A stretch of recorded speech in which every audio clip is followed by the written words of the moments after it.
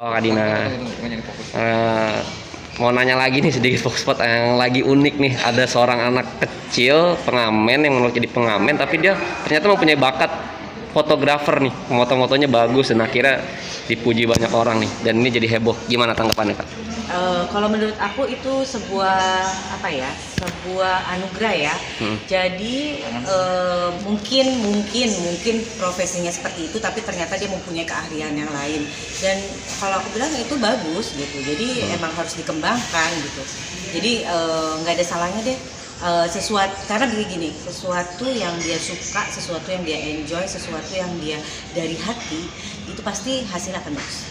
Gitu ya. Tapi kira-kira hal seperti itu jadi positif sendiri nggak sih buat anak-anak? Positif banget gitu ya. Itu makanya jadi kalau misalnya ternyata dia mempunyai pekerjaan ini, tapi ternyata dia mempunyai hobi seperti ini, ya nggak ada salahnya untuk dikembangkan gitu.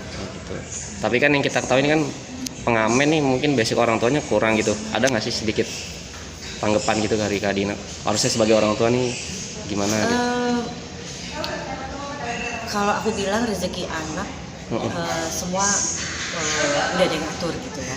Jadi insya Allah mungkin dengan cara seperti ini, dengan dia tiba-tiba yang mungkin kalau misalnya orang tuanya nggak mampu tapi ternyata sekarang jadi viral, jadi kan itu memberi kesempatan dia, jadi Allah menurunkan mungkin rezekinya seperti itu.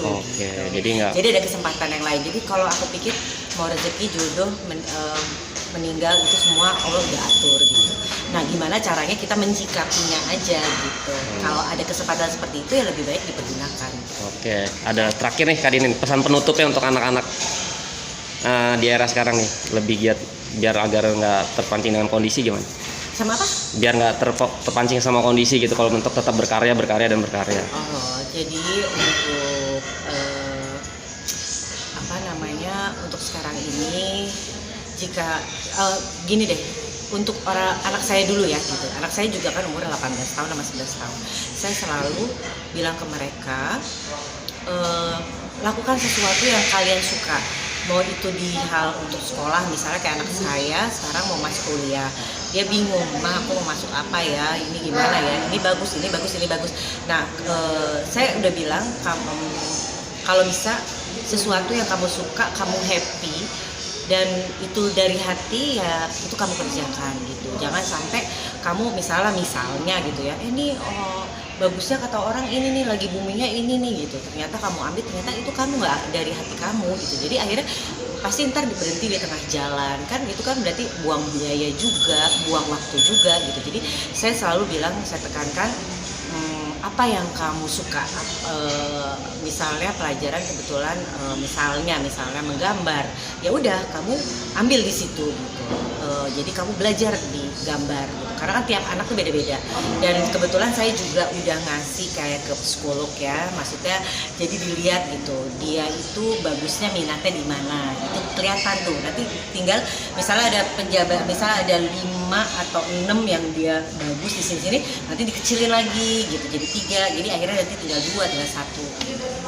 Jadi aku sih selalu berpikirin gitu, karena kayak misalnya saya pun juga kayak saya suka syuting gitu ya, saya suka di dunia sinetron, perfilman gini. Waktu itu udah pernah sempat berhenti, udah deh mau coba yang lain, tapi ternyata emang hasrat dari hati itu beda ya gitu. Jadi makanya saya dari situ, oh ternyata begini ya, kalau misalnya emang saya suka, saya enjoy, saya happy, ternyata beda, hasilnya juga pasti akan beda gitu, kalau kita pakai hati. Oke, ya? Jadi seperti itu Kak ya? Iya, jadi tetap aja terus berkarya, terus menggali apa yang kalian suka. Tapi yang benar-benar kalian suka, bukan karena ngelihat seseorang seperti itu, tapi dari hati kalian yang paling dalam. Oke, terima kasih Kak.